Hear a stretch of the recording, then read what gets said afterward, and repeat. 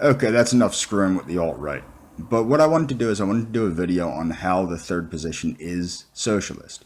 Now, what many people don't understand, because many people that quote don the swastika or promote themselves as nationalists or national socialists, especially in the United States and Great Britain, tend to be limited government conservative types.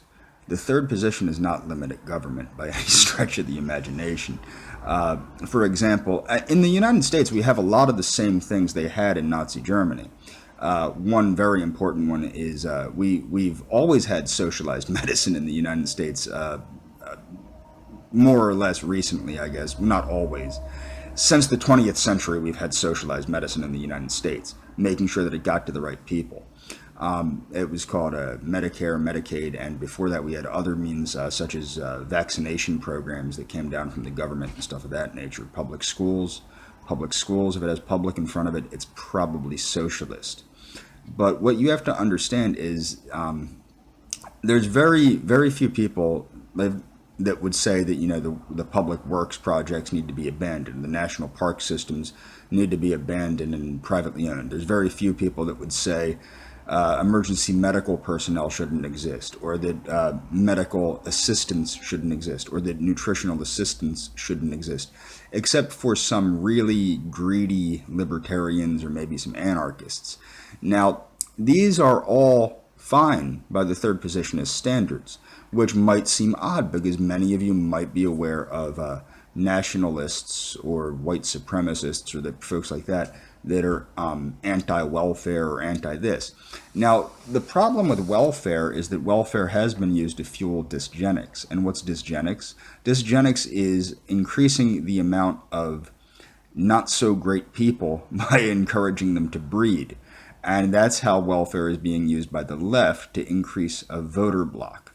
The more people that are undesirable and that require welfare as a means to exist, the more people that promote these programs will win in elections. However, the third positionist idea is a little bit different in the sense, and I want to also make sure that you understand, positive eugenics is not necessarily racist. The only third positionist country with a racialist policy from the get-go was National Socialist Germany.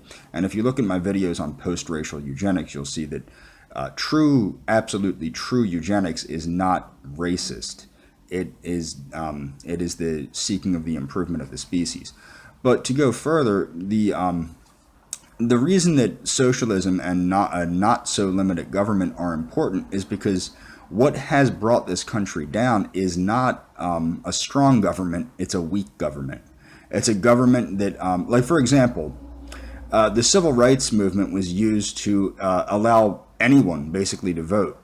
And you don't want anyone to vote. Same thing with the Women's Voter Act was used as a way to pressure anyone to vote. Not necessarily that it's bad that women vote, but it's bad that anybody can vote because we have been altered primarily from a republic almost to a democracy. If the Electoral College is gotten rid of, then we have nothing but the tyranny of the masses. And that will happen probably in the United States simply because that's the popular opinion is that everybody's voice should count. But that wasn't the opinion of the founders of this republic. We're a Roman-style republic, not a democracy, because democracies falter. And we will falter too because we're becoming a democracy. But more importantly, under the third position, socialism is as follows. It's not seen each to his ability, each to their need. It's seen as every individual in the nation working together for the benefit of each individual and the collective.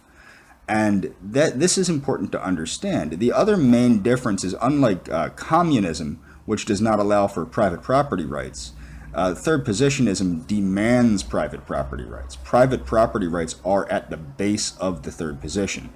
And another issue is in the United States, we've used the socialist programs in this country to basically prop up corporations.